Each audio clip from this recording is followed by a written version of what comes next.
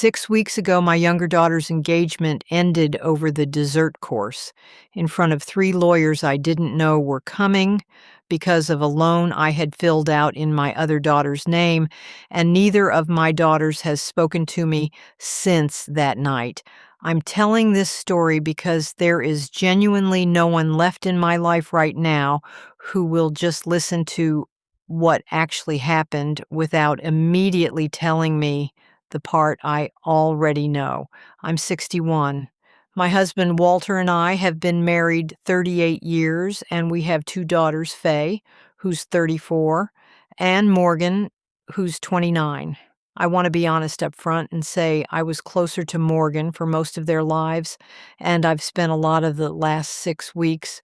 turning that fact over in my head like a stone I keep finding in my pocket, wondering how much of what happened actually traces back to that one plain fact about myself.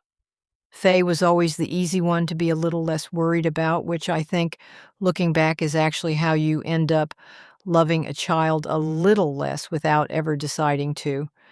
She put herself through school on loans and 2 jobs,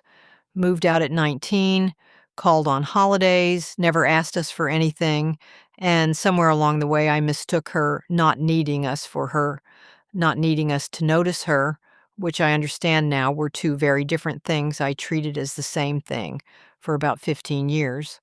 Walter ran a plumbing supply business for almost 30 years, and it did fine for a long time, and then it didn't, slowly, the way most small businesses fail, not with one bad year, but with about 6 mediocre ones stacked on top of each other, until you look up and the retirement account you thought you had is mostly just a number on a statement that no longer means what it used to mean. We never told the girls how bad it had actually gotten. I don't know why I'm proud of that and ashamed of that in the same breath, but I am. Morgan got engaged to a man named Ethan Aldridge about a year and a half ago, and I liked him immediately. And I liked, if I'm honest, the family he came from even more than I liked him, which is an ugly thing to type out, but it's true. The Aldridges do things a certain way, weddings included, and I remember sitting at a dinner at their house early on, watching how easily they talked about vendors and venues that cost more than Walter's entire last profitable year, and feeling something in me go very quiet and very determined at the same time. It started small, the way I think these things always do. A few thousand here on a dress deposit we told Morgan was already handled. A credit card opened in my name that I didn't mention to Walter until the statement came. I kept telling myself it was temporary, that we'd catch up on it once the business had a better quarter. The same sentence I'd been saying to myself about our own finances for about 4 years, by that point, without ever once checking whether it was still true. About 8 years ago, when we refinanced the house, Faye had come home for a weekend and signed some paperwork to help us, a power of attorney limited to that one transaction, her father's idea, in case the bank needed a second signature while she was still local enough to be useful for that kind of thing. I hadn't thought about that folder in years. I found it again in March, going through a filing cabinet looking for something else entirely, and I want to be honest that I sat there with it open on my lap for a long time before I let myself think the actual thought all the way through. Before I ever touched that folder, there was a smaller thing, and I think about the smaller thing almost more than I think about the big one because it's the one that actually taught me I could do this and survive it. Back in February, I'd used an old joint account Faye and I had opened together when she was in college, one she'd genuinely forgotten still existed, to cover a $5,000 deposit on the venue, telling myself it barely counted since both our names were, technically, on it. Nothing happened. No call, no letter, nothing. I remember the specific quiet of those weeks after, waiting for some consequence that never came, and I understand now that this was the actual turning point, not the big number later, because that was the moment I learned what I could get away with. And a person who has just learned that does not usually stop at learning it once. By April, we needed $90,000 we did not have for a venue deposit and a difference on a house near the Aldridges that Morgan and Ethan wanted and that Walter and I had, without really discussing it out loud, decided we were going to help make happen no matter what it took, because the alternative felt at the time like watching Morgan's whole future quietly shrink down to the size of what her own parents could actually afford, and I could not sit with that feeling for more than about a day. I told myself Faye had excellent credit, a good job, a life that didn't touch ours very often anymore, and that she would genuinely never need to know, that we would pay it back quietly before it ever crossed her desk. The way you tell yourself a lot of things right before you do something you've already decided to do, regardless of whether the reasoning holds up. Walter didn't want to do it. I need to say that plainly.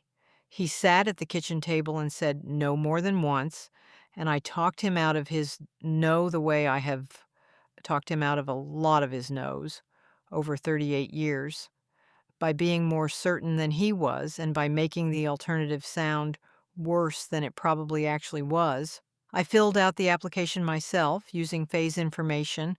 the old power of attorney, and a signature I had practiced on a legal pad the night before until it looked close enough that I stopped feeling my hand shake while I did it. It went through in about 9 days. I remember the relief of that number landing $90,000 that wasn't ours moving into an account that was, and I remember thinking, genuinely thinking, that we had gotten away with something that would simply resolve itself quietly over the next couple of years, a debt only I would ever have to think about, which is its own kind of arrogance I didn't have a name for at the time. The wedding planning moved fast after that, venue booked, dress finalized, and for about 6 weeks I let myself actually enjoy it. Sat with Morgan picking out centerpieces, felt like a mother doing something generous for her daughter, instead of what I actually was, which I think is the part I still don't fully know how to sit with. What I did not know, what none of us knew, was that Faye had gotten married 11 months earlier to a man named Daniel Hartley, quietly, no announcement, and that Daniel is an attorney who specializes in exactly the kind of fraud I had just committed against his wife. And I have spent a lot of nights since trying to work out whether things would have gone differently if she'd married almost anyone else, or whether the outcome would have found its way to us eventually regardless. From what Faye told me later, in about the only direct sentence she's said to me since, a credit monitoring alert Daniel had set up for her as a wedding gift of all things, something he did for both their accounts as a sort of standing habit of his profession, flagged the new loan within about a month of it opening. She said she almost dismissed the notification as an error before she actually opened it because it genuinely did not occur to her, even then, that her own mother might be the explanation. I think about that a lot, that her first instinct was to assume it was a mistake rather than assume it was me. And I don't know if that says something good about the daughter I raised or something quietly damning about the mother I actually was. They didn't come to us right away.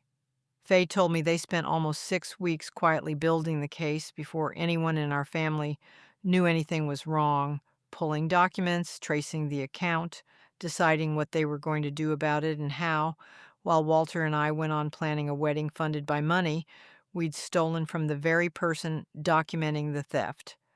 which is the thing I still have trouble holding in my head all at once even now. Faye called in early May and invited all of us to dinner, which we hadn't done as a full family in over 2 years, and I remember feeling something close to hope about it,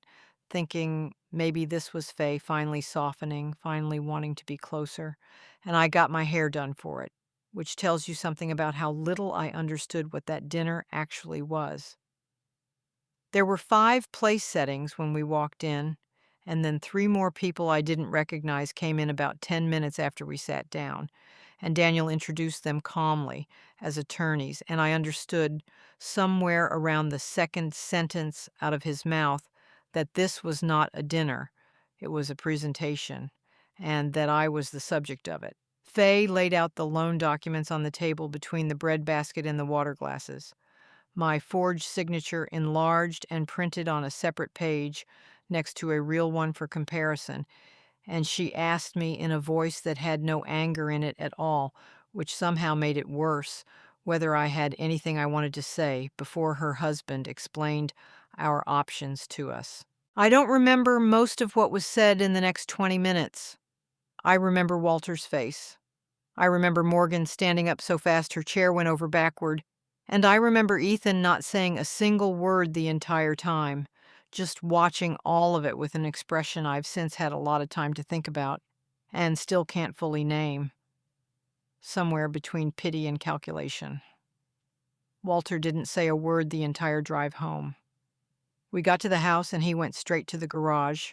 which is where he goes when he doesn't trust himself to speak, and I stood in the kitchen by myself for a long time, not knowing whether to follow him in there or just let him be, and I ended up doing neither. Just standing there, which felt like the truest summary of our whole marriage that I've ever managed to physically act out in one evening. Ethan's family found out within the week. I don't know exactly how. Whether Faye told them directly or whether it simply became impossible to keep quiet and the engagement was over 10 days later, a short formal call from Ethan to Morgan that Morgan described to me once in a voice I had genuinely never heard her use with me before, right before she told me she needed some time and hasn't called since. Daniel didn't press charges in the end, on the condition that the full amount was repaid with interest on a schedule his firm drew up, and that neither Walter nor I ever contacted Fay directly again without going through him first, and I understand intellectually that this was generous, and I also understand that it was its own kind of sentence, one that doesn't end on any date I've been given. We are repaying it out of what's left of Walter's retirement, on top of everything the business had already taken, and in some nights I do the math on what we'll actually have left when it's finished, and I have to stop doing the math because of what the number makes me feel. Morgan called me exactly once after that, about 2 weeks after the engagement officially ended, not to yell, which I think would have been easier, but to ask me very calmly whether I had ever actually loved Faye or whether I'd just been waiting all these years for a reason to stop pretending, and I did not have an answer ready, and my not having an answer ready was, I think, its own answer,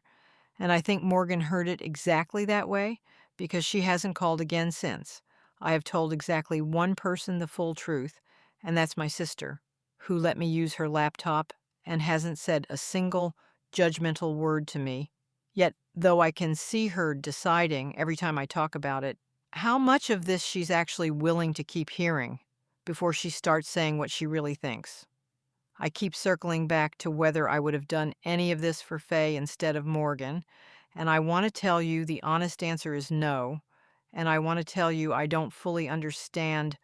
why the answer is no. Because on paper, I have never once believed I loved one of my daughters more than the other, and yet here is a very expensive, very specific piece of evidence suggesting that some part of me has known the real answer for a long time and simply never had to say it out loud until now. My own mother used to say she'd have walked through fire for either one of her children without a second's hesitation, and I believed her completely as a girl, and I find myself now wondering whether she actually meant it evenly or whether she just never got caught having a favorite the way I have, and whether that's really a difference in character or just a difference in luck. I don't have a clean way to close this out. I did something for one daughter that cost me both of them, and some days that feels like proof I loved Morgan too much, and other days it feels like proof I never really understood what loving either of them was supposed to look like in the first place. and I don't know that I'm going to arrive at which one of those is true. Not this month, maybe not ever. If you like this story, subscribe to the channel. In this way, we can share more stories of parents and grandparents who need to be set on the right path.